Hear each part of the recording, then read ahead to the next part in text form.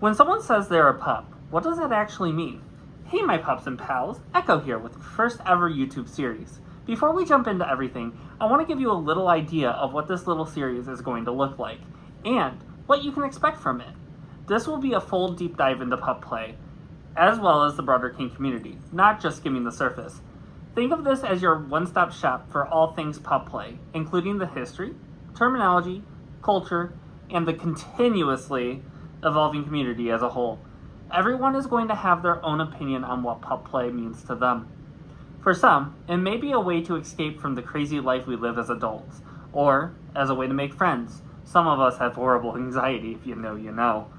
The ultimate goal of this series is the education of the pup community and what it has to offer. Through the research I have gathered, I will attempt to collaborate different perspectives of the community as a whole to shed light on pup play and what it means.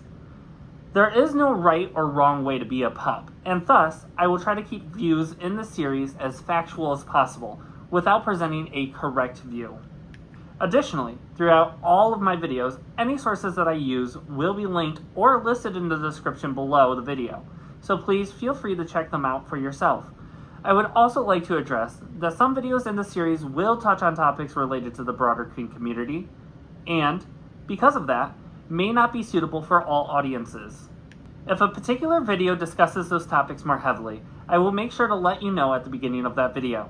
Lastly, before we get into it, I ask that you watch the entire video before asking a question, because there is a good chance that it will be answered later in the video or in one of the following episodes. That being said, if you still have a question, or if there is something that you would like to see covered in a future video, please feel free to ask.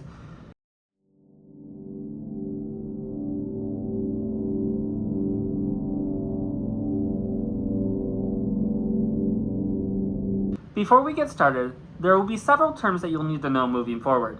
These will be crucial in learning about the pup play community because it can get a little overwhelming if you're not careful. This video will be covering the two terms, pup play and pup.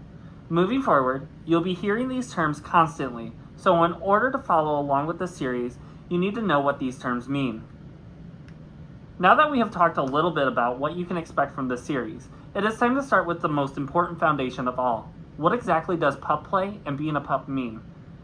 According to an article from the University of Bristol, titled History, Culture, and Practices of Pup Play, pup play is defined as a practice in which people take on a persona of a dog or a handler, with participants often wearing specialized gear to further enhance the experience of being a puppy. You may hear pup play described or automatically associated as something that is solely a kink, but that does not describe everyone's experience. As previously mentioned, a large part of being a pup can simply be about finding an escape from everyday life and allowing yourself to exist in a way that makes you happy. Outside of a kink, much of the enjoyment people find in pup play can also come from playfulness, emotional expression, community, and even a genuine sense of identity. For some pups, these parts of the experience are deeply personal, and pup play may even become something they share as part of a relationship dynamic with a partner or other people in their lives. So now that you have a basic understanding of what pup play is, well, what exactly is a pup? Well, it can be about as simple as you might imagine. A pup is a person who finds enjoyment, comfort, or escapism through entering a headspace inspired by the behavior or mindset of a dog. That being said, the word pup does not have one all-encompassing or universal meaning. For one person, it may simply describe a temporary headspace they enjoy entering every once in a while. For someone else, it may be a social identity they embrace while wearing their hood or attending events. It could describe a dynamic they share privately with a partner, creative persona they have developed, a connection to the larger pup community, or even some combination of all of these things. Ultimately, what being a pup means can vary gradually from person to person, and that is going to be an important idea to keep in mind as we move through this series. However, before we end this first video, I want to briefly talk about where you can get started with being in the pup community. As previously stated, there is no right or wrong way to be a pup. And we all have different perspectives on where we stand in terms of our experiences and what we want out of this community. Gear is definitely not required to become a pup, but sometimes it can assuredly help a person get into the puppy headspace. If you feel like you're on the fence about becoming a pup, there are inexpensive ways to dive into it all, such as buying a cheap puppy hood off of Amazon. The typical price ranges anywhere between $20 and roughly $40. On top of Amazon, there are other websites such as Mr. S Leather and or Mr. Bear that do custom works as well, on top of your basic hoods. And don't worry, these places will be covered more in depth in a later video. And with that, we've taken our first real step into understanding what pup play is and what it can mean to be a pup. If there's one thing that I want you to take away from this video, it is that there is no single experience that defines every pup. For some people, pup play is about headspace and escapism.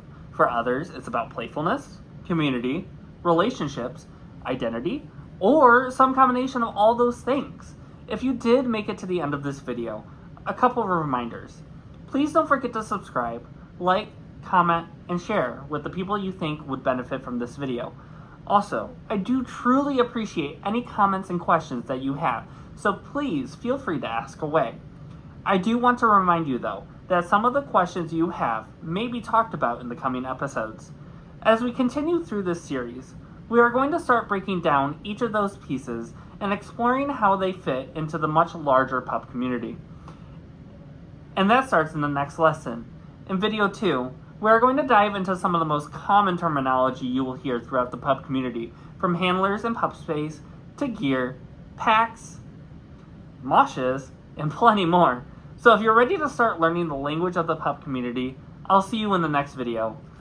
Until then, thank you my pups and pals. This has been Echo with the first ever episode of Pup 101. Bye-bye!